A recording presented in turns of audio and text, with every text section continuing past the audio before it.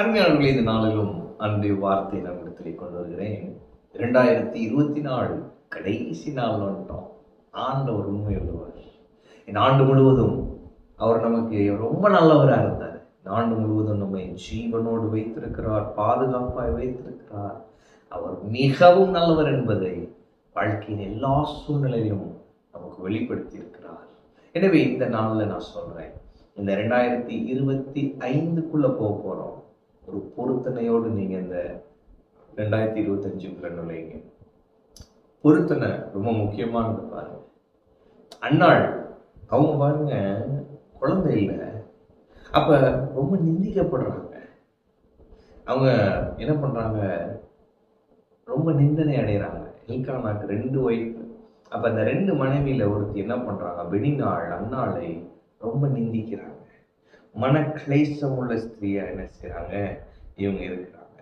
அப்ப என்ன நடக்குது அப்படின்னா, வசனம் போட்டுருப்பாங்களேன், 1 சாமுவேல் 1:6, கர்த்தர் அவள் கற்பத்தை அடைத்தபடியினால் அவளுடைய சக்களத்தில் அவள் துக்கப்படும்படியாக அவளை மிகவும் விசனப்படுத்துவாள். துக்கப்படும்படியாய் அப்படியே அவளை ஹர்ட் பண்ற மாதிரி பேசுறாங்க. அதுல இருந்து வெளிவரதுக்கு அண்ணா என்ன பண்றாங்கன்னா, அன்னாள் ஒரு பொருத்தனை. 11ஆம் வசனம், சேனைகளின் கர்த்தாவே தேவரீர் உம்முடைய அடியாளின் சிறுமையை கண்ணோக்கி பார்த்து உம்முடைய அடியாளை மறவாமல் நினைத்தருளி உமது அடியாளுக்கு ஒரு ஆண் பிள்ளையை கொடுத்தாள். அவன் உயிரோடு இருக்கும் சகல நாளும் நான் அவனை கர்த்தருக்கு ஒப்பு கொடுப்பேன். அவன் தலையின் மேல் சபரகன் கத்தி படுவதில்லை என்று ஒரு பொருத்தனை பண்ணினாள். அப்ப அண்ணாள் ஒரு பொருத்தனை பண்ணுகிறாள். அந்த பொருத்தனையை பண்ணோன்னே பார்த்தீங்கன்னா கர்த்தர் அண்ணாளை நினைத்தருளுகிறார். அடுத்த வருஷமே பார்த்தீங்கன்னா கர்த்தர் சாமுவேலை கொடுத்தார். இன்னைக்கு நான் சொல்றேன், இந்த பொருத்தனையோடு இந்த வருஷத்தை முடிப்போம். அடுத்த வருஷம் நாளைக்கு கர்த்தர் தாம் சொன்னதை செய்வார். ஆமென்.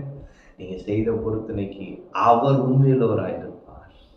அடியாளுக்கு ஒரு பிள்ளையை கொடுங்கப்பா, நான் அவனுக்கு அப்படியே உங்களுக்கு கொடுத்துட்றேன். ஆண்டவர் என்ன பண்ணாரு அப்படின்னு கொடுத்துட்டாரு.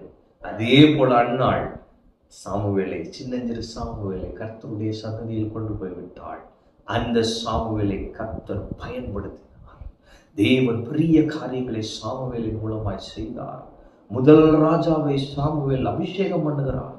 அடுத்து 2வது ராஜாவையும் சாமுவேல் அபிஷேகம் பண்ணும்படியாய் கர்த்தர் செய்தார்.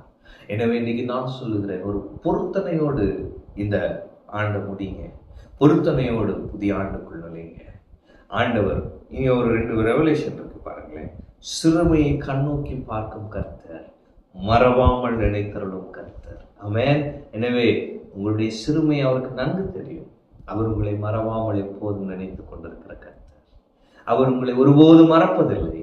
எனவே இந்த புதிய ஆண்டிலே ஒரு பொருத்தனையோடு நுழைவோம்.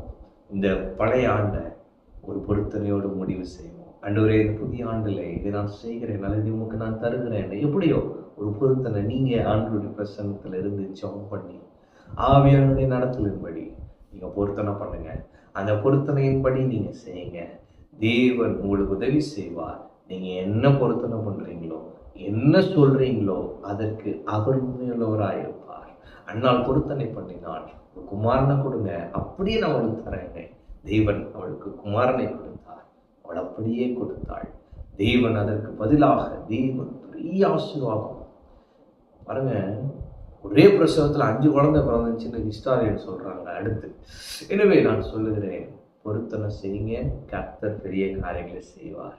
கர்த்தர் 2025 மகிமையான காரியங்களை எல்லாம் உங்க வாழ்க்கையில செய்வார்.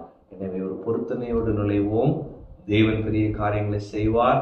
இந்த 2024 கர்த்தர் நல்லவராயிருந்திருக்கிறார். எனவே சந்தோஷத்தோடு, ஒரு மிகுந்த எதிர்பார்ப்போடு இந்த புதிய ஆண்டுக்குள் நுழைவோம். தேவன் நம்மை கொண்டும் நம்முடைய வாழ்க்கையிலே நம் மூலமாயும் நமக்காயும் பெரிய பெரிய காரியங்களை செய்வார். ஆமென். கர்த்தர் உங்களோடு இருக்கிறார். கர்த்தர் உங்களை ஆசீர்வதிப்பார்.